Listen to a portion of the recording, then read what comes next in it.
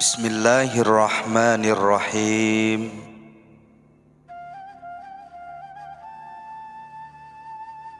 Alhamdulillahi rabbil alamin.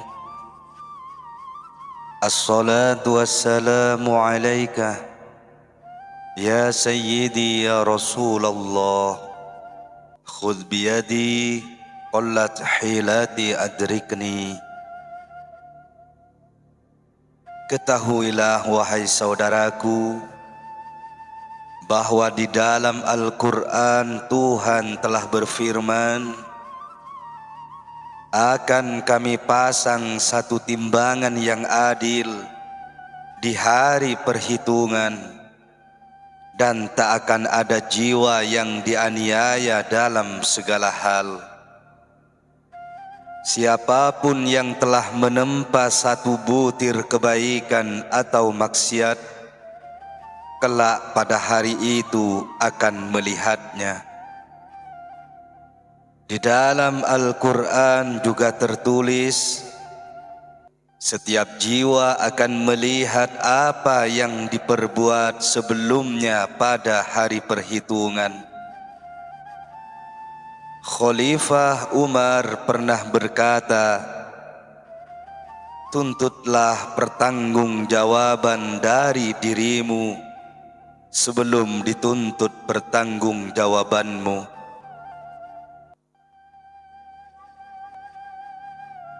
Dan Tuhan berfirman, wahai kaum mukminin, bersabar dan berjuanglah melawan nafsu-nafsumu, dan kemudian beristiqomahlah.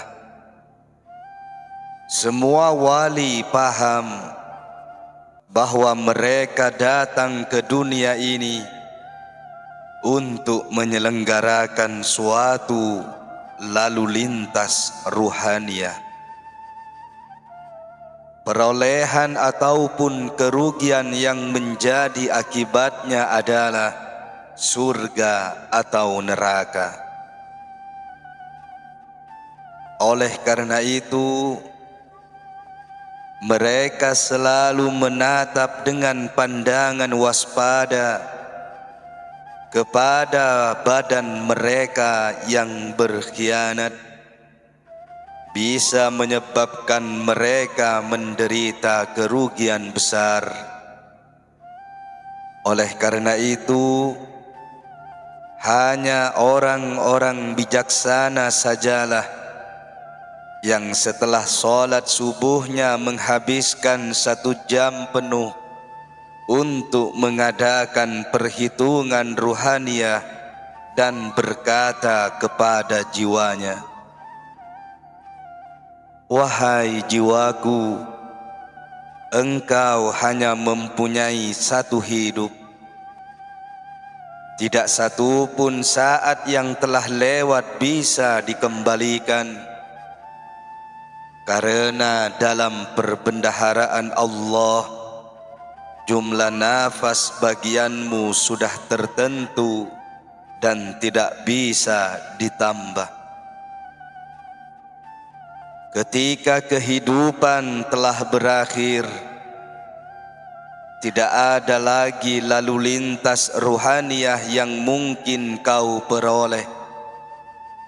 Karena itu, apa yang bisa kau kerjakan, kerjakanlah sekarang. Perlakuan hari ini sedemikian rupa, seakan-akan hidupmu telah kau habiskan sama sekali, dan bahwa hari ini adalah hari tambahan yang dianugerahkan kepadamu oleh rahmat Tuhan yang Maha Kuasa. Kekeliruan apalagi yang lebih besar daripada menyia-nyiakannya? Pada hari kebangkitan, seseorang akan mendapati seluruh jam-jam hidupnya terjajar seperti satu deret lemari perbendaharaan. pintu salah satu lemari itu akan terbuka dan akan tampak penuh dengan cahaya. Hal itu mencerminkan saat yang dihabiskan untuk melakukan kebaikan. Hatinya akan dipenuhi dengan kegembiraan sedemikian besar, sehingga sebagian daripadanya saja sudah akan membuat penghuni neraka melupakan api itu. Pintu lemari yang kedua akan terbuka. Di dalamnya gelap pekat, dan dari dalamnya terpancar bau tidak enak yang menyebabkan setiap orang menutup hidungnya. Itu mencerminkan saat-saat yang dihabiskan untuk berbuat maksiat. Ia akan merasakan takut yang sedemikian besar, sehingga sebagian daripadanya saja sudah akan segera membuat penghuni surga gelisah dan memohon rahmat. Pintu lemari yang ketiga pun terbuka. Di dalamnya tampak kosong, tak ada cahaya, tidak pula gelap. Ini mencerminkan saat-saat yang tidak dipakai untuk melakukan kebaikan maupun maksiat. Waktu itu ia akan merasa sangat menyesal dan bingung laksana seorang yang memiliki harta banyak tapi menyia-nyiakannya atau membiarkannya lepas begitu saja dari genggamannya. Jadi seluruh rangkaian saat-saat hidupnya akan dipertunjukkan satu demi satu di depan matanya. Lantaran itu, seseorang mesti berkata kepada jiwanya setiap pagi, Allah telah memberimu khazanah 24 jam. Berhati-hatilah agar engkau tidak kehilangan satu pun di antaranya, karena engkau tidak akan mampu menahan penyesalan yang akan mengikuti kerugian seperti itu. Para wali telah berkata, sekalipun misalnya Allah akan mengampuni Anda yang menyia-nyiakan kehidupan, Anda tidak akan bisa mencapai tingkatan orang-orang soleh dan mesti akan menyesali kerugian Anda. Oleh karena itu, awasilah dengan ketat lidah Anda, mata Anda, dan segenap anggota tubuh Anda, karena masing-masing daripadanya mungkin menjadi pintu gerbang menuju neraka. Ucapkanlah pada badan Anda, jika engkau memberontak, sesungguhnya aku akan menghukummu, karena meskipun badan itu keras kepala, ia mampu menerima perintah dan bisa dijinakkan dengan keprihatinan. Itulah tujuan pemeriksaan diri, dan Nabi sallallahu alaihi wasallam telah bersabda, kebahagiaan itu bagi orang yang sekarang mengerjakan amal-amal yang akan memberikan keuntungan baginya setelah mati. Sekarang sampailah kita pada zikrullah, yang berarti ingatnya seseorang bahwa Allah mengamati seluruh tindakan dan pikirannya. Orang-orang hanya melihat penampilan luar, sementara Allah melihat keduanya, yang di luar maupun yang di dalam diri manusia. Orang yang benar-benar mempercayai hal ini akan mampu mendisiplinkan wujud luar maupun wujud dalamnya. Jika ia menyangkal hal ini, maka ia adalah seorang kafir. Dan jika sementara mempercayainya dia bertindak bertentangan dengan kepercayaannya itu, maka dia telah melakukan kesalahan berupa bersikap angkuh yang paling parah. Suatu hari seorang Habsyi datang kepada Rasulullah dan berkata, "Wahai Rasulullah, saya telah melakukan banyak dosa.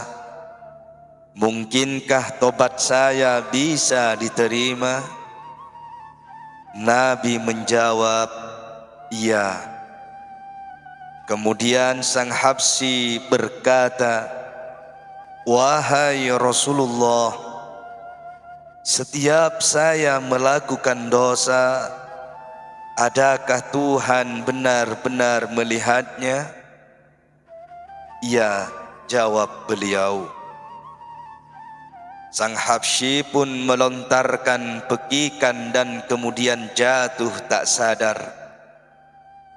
Sebelum seseorang benar-benar yakin akan kenyataan bahwa ia selalu berada di dalam pengamatan Allah, tidak mungkin ia bertindak di jalan yang benar. Seorang syekh suatu kali mempunyai seorang murid yang ia sayangi lebih dari yang lain, sehingga membangkitkan rasa iri mereka. Suatu hari sang syekh memberi masing-masing muridnya seekor unggas dan memerintahkan mereka untuk pergi dan membunuhnya di suatu tempat yang tak ada yang bisa melihat. Sesuai dengan itu, setiap muridnya membunuh unggasnya di tempat yang tersembunyi dan membawanya kembali, kecuali murid syekh yang paling disayanginya itu. Ia membawa kembali unggas itu dalam keadaan hidup seraya berkata, "Saya tak bisa menemukan tempat seperti itu, karena Allah selalu melihatku di mana-mana." Sang syekh pun berkata kepada muridnya yang lain, "Sekarang kamu tahu tingkatan anak muda ini. Ia telah mencapai tingkat selalu mengingat Allah." Ketika Zulaikha yang menggoda Yusuf, ia menutupkan kain ke atas wajah berhala yang biasa disembahnya. Yusuf berkata kepadanya, "Wahai Zulaikha, engkau malu di hadapan seonggokan batu, maka tidakkah aku mesti malu di hadapan Dia yang menciptakan 7 langit dan bumi?" Satu kali seseorang datang kepada Wali Junaid dan berkata, "Saya tidak bisa menahan pandangan mata saya dari melihat hal-hal yang menggairahkan. Apa yang mesti saya perbuat? Jawab Junaid, dengan mengingat bahwa Allah melihatmu jauh lebih jelas daripada kamu melihat orang lain. Di dalam hadis qudsi tertulis bahwa Allah berfirman, surga itu bagi orang-orang yang sempat berkeinginan untuk mengerjakan dosa, tapi kemudian ingat bahwa mataku ada di atas mereka, dan kemudian mereka menahan diri. Abdullah bin Dinar meriwayatkan bahwa suatu kali ia berjalan bersama Khalifah Umar di dekat Makkah ketika bertemu seorang anak laki-laki pengembala sedang mengembalakan sekawanan domba. Umar berkata kepadanya, juallah seekor domba padaku. Anak laki-laki itu menjawab, domba-domba ini bukan milikku, tapi milik tuanku. Kemudian untuk mengujinya, Umar berkata, engkau kan bisa berkata kepadanya bahwa seekor serigala telah menyambar salah satu di antaranya, dan dia tidak akan tahu apa-apa mengenai hal itu. Tidak, memang dia tak akan tahu, kata anak itu, tapi Allah akan mengetahuinya. Umar pun menangis dan mendatangi majikan anak laki-laki itu untuk membelinya, dan kemudian membebaskannya sambil berkata, ucapanmu itu telah membuatmu bebas di dunia ini, akan membuatmu bebas pula di akhirat. Ada dua tingkatan zikrullah. Tingkatan pertama adalah tingkatan para wali yang di pikirannya seluruhnya terserap dalam perenungan dan keagungan Allah, dan sama sekali tidak menyisakan lagi ruang di hati mereka untuk hal-hal lain. Inilah tingkatan zikir yang lebih rendah, karena ketika hati manusia sudah tetap dan anggota-anggota tubuhnya sedemikian terkendalikan oleh hatinya, sehingga mereka menjauhkan diri dari tindakan-tindakan yang sebenarnya halal, maka ia sama sekali tak lagi butuh akan alat ataupun penjaga terhadap dosa-dosanya. Terhadap zikir seperti inilah Nabi SAW berkata, orang yang bangun di pagi hari hanya dengan Allah di dalam pikirannya, maka Allah akan menjaganya di dunia ini maupun di akhirat. Beberapa di antara penzikir ini sampai sedemikian larut dalam ingatan akan Allah, sehingga mereka tidak mendengarkan orang yang bercakap dengan mereka, tidak melihat orang berjalan di depan mereka, tetapi terhuyung-huyung seakan-akan melanggar dinding. seorang wali meriwayatkan bahwa suatu hari ia melewati tempat para pemanah sedang mengadakan perlombaan memanah. Agak jauh dari situ, seseorang duduk sendirian. Saya mendekatinya dan mencoba mengajaknya berbicara, tetapi dia menjawab, mengingat Allah lebih baik daripada bercakap. Saya berkata, tidakkah Anda kesepian? Tidak, jawabnya. Allah dan dua malaikat bersama saya. Sembari menunjuk kepada para pemanah, saya bertanya, mana di antara mereka yang telah berhasil menggondol gelar juara? Orang yang telah ditakdirkan Allah untuk menggondolnya, jawabnya. Kemudian saya bertanya, jalan ini datang dari mana? Terhadap pertanyaan ini dia mengarahkan matanya ke langit.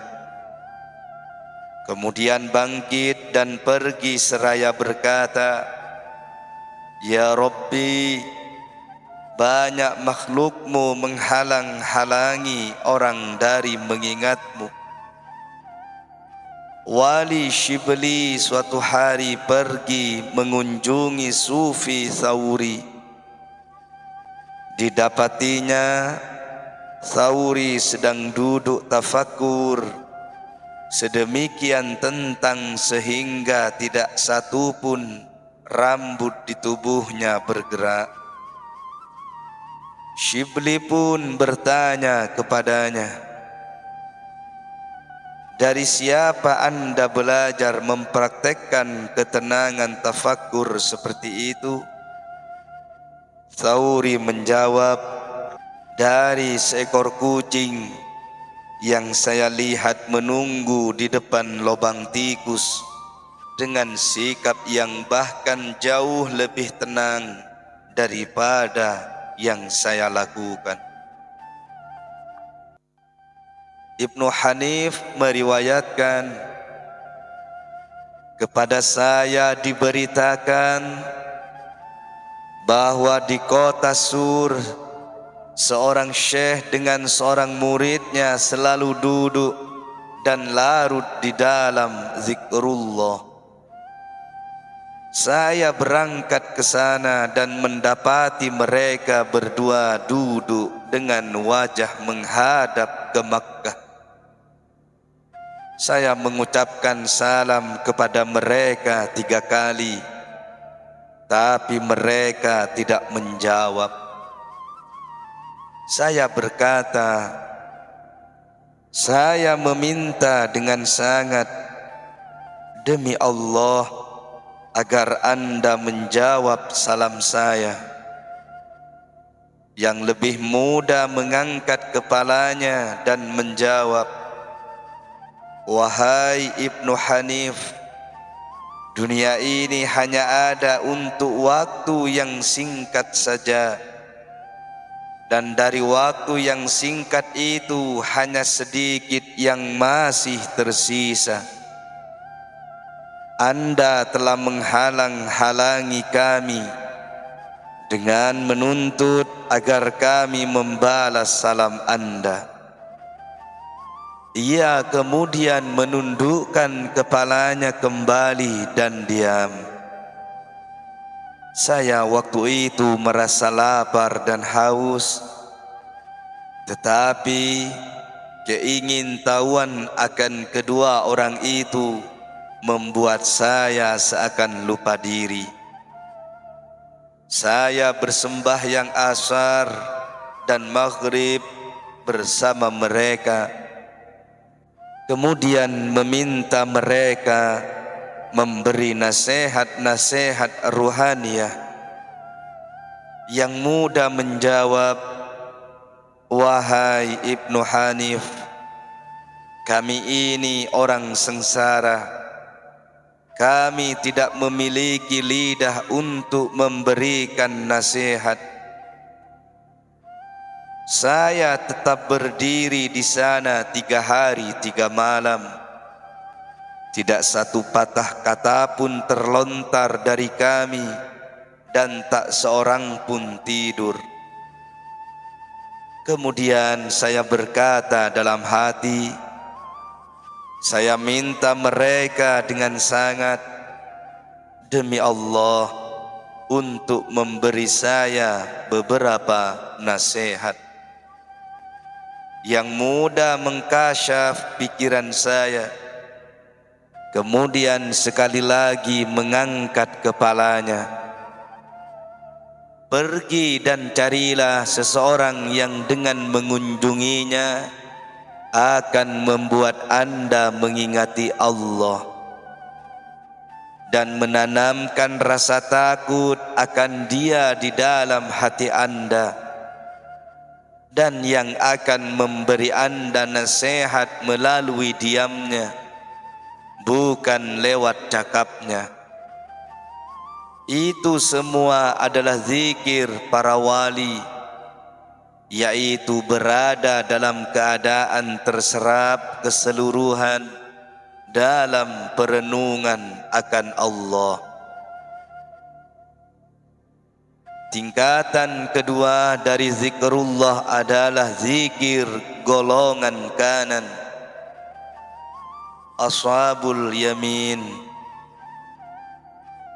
Orang-orang ini sadar bahwa Allah mengetahui segala sesuatu tentang mereka dan merasa malu dalam kehadirannya. Meskipun demikian, mereka tidak larut dalam pikiran tentang keagungan-keagungannya, melainkan tetap sepenuhnya sadar diri. Keadaan mereka seperti seseorang yang tiba-tiba terperangah di dalam keadaan telanjang dan dengan terburu-buru menutupi dirinya. Kelompok tingkatan pertama tadi menyerupai seseorang yang tiba-tiba mendapati dirinya di hadapan seorang raja dan merasa bingung serta kaget. Kelompok tingkatan kedua menyelidiki dengan teliti semua hal yang terlintas dalam pikiran mereka, karena pada hari akhir 3 pertanyaan akan ditanyakan berkenaan dengan setiap tindakan. Kenapa engkau melakukannya? Bagaimana kamu melakukannya? Apa tujuanmu melakukannya? Yang pertama ditanyakan karena seorang semestinya bertindak berdasarkan dorongan ilahiyah dan bukan dorongan syaitan atau badaniyah belaka. Jika pertanyaan ini dijawab dengan baik, maka pertanyaan kedua akan menguji tentang bagaimana pekerjaan itu dilakukan secara bijaksana atau ceroboh dan lalai. Dan yang ketiga, pekerjaan itu dilakukan hanya demi mencari ridho Tuhan ataukah demi memperoleh pujian manusia. Jika seseorang memahami arti pertanyaan-pertanyaan ini, ia akan menjadi sangat awas terhadap keadaan hatinya dan terhadap bagaimana ia berpikiran sebelum akhirnya bertindak. Memperbedakan pikiran-pikiran itu adalah hal yang sulit dan muskil, dan orang yang tidak mampu melakukannya mesti mengaitkan dirinya pada seorang pengarah ruhani yang bisa menerangi hatinya. Ia mesti benar-benar menghindar dari orang-orang terpelajar yang sepenuhnya bersikap duniawi. Mereka itu agen syaitan. Allah berfirman kepada Daud alaihi salam, "Wahai Daud, jangan bertanya tentang orang-orang terpelajar yang teracuni oleh cinta dunia, karena ia akan merampok kecintaanku darimu." Dan Nabi sallallahu alaihi wasallam bersabda, Allah mencintai orang yang cermat dalam meneliti soal-soal yang meragukan dan yang tidak membiarkan akalnya dikuasai oleh nafsunya. Nalar dan pembedaan berkaitan erat, dan orang yang di dalam dirinya nalar, tidak mengendalikan nafsu, tidak akan cermat melakukan penyelidikan.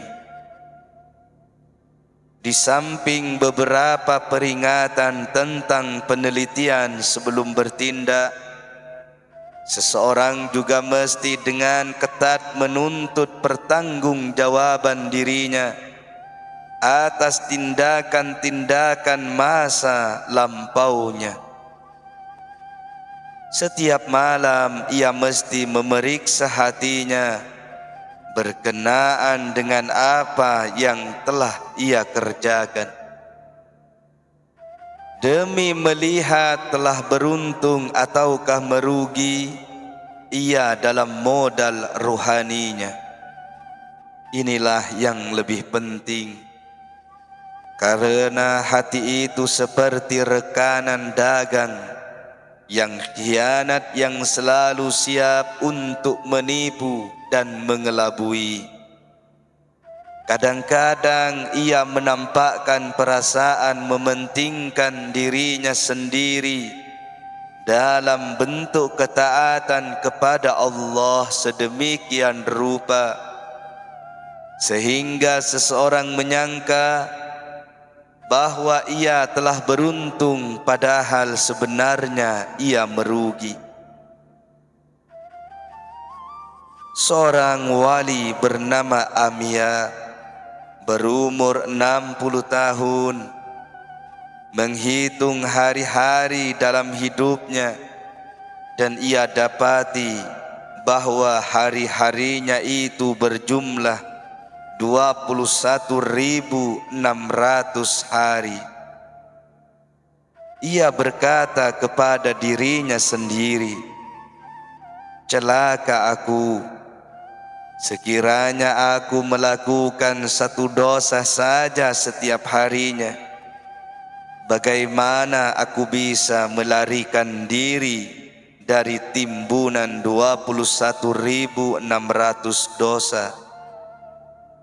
Ia pun memekik dan rubuh ke tanah. Ketika orang-orang datang untuk membangunkannya, mereka dapati ia telah mati. Tetapi sebagian besar manusia bersifat lalai dan tidak pernah berpikir untuk meminta pertanggungjawaban dirinya sendiri. Jika bagi setiap dosa yang dilakukannya, seseorang menempatkan sebutir batu di dalam sebuah rumah kosong, segera saja akan ia dapati rumah itu penuh dengan batu. Jika malaikat pencatat menuntut upah darinya bagi pekerjaan menuliskan dosa-dosanya, maka semua uangnya akan cepat sirna. Orang menghitung biji tasbih dengan rasa puas diri setiap kali mereka selesai menyebut nama Allah. Tetapi mereka tidak mempunyai tasbih untuk menghitung kata-kata sia-sia yang tak terbilang banyaknya yang telah mereka ucapkan. Oleh karena itu, Khalifah Umar berkata, timbang benar-benar kata-kata dan tindakan-tindakanmu sebelum semuanya itu ditimbang pada saat pengadilan nanti.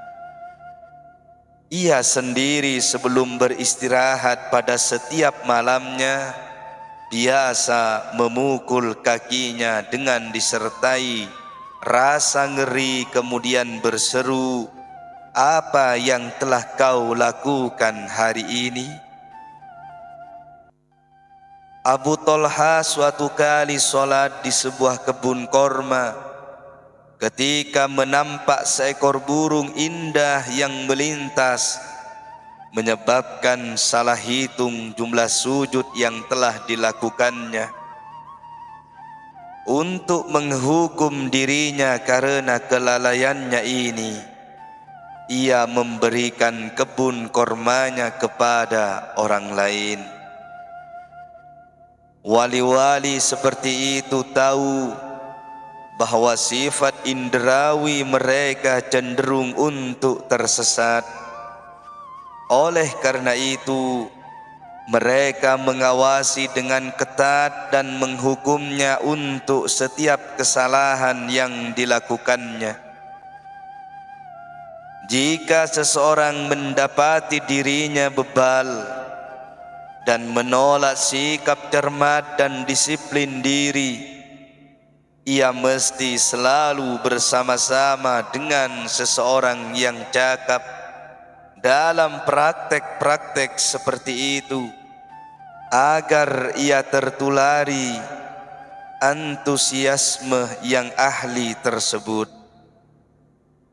Seorang wali biasa berkata, jika saya ogah-ogahan dalam melakukan disiplin diri, saya menatap Muhammad ibnu Wasi dan memandangnya saja sudah akan menyalakan kembali semangat saya, paling tidak untuk seminggu. Jika seorang tidak bisa menemukan teladan sikap cermat seperti itu di sekitarnya, maka baik baginya untuk mempelajari kehidupan para wali. Ia juga mesti mendorong jiwanya.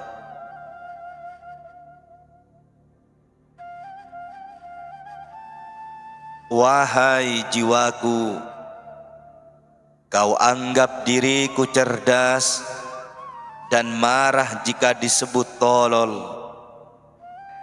Lalu sebetulnya kau ini apa? Kau persiapkan pakaianmu untuk menutupi dirimu dari gigitan musim dingin, tapi tidak kau persiapkan diri untuk akhiratmu. Keadaanmu seperti seseorang yang di tengah musim dingin berkata, saya tak akan mengenakan pakaian hangat, tetapi percaya pada rahmat Tuhan untuk melindungi saya dari dingin.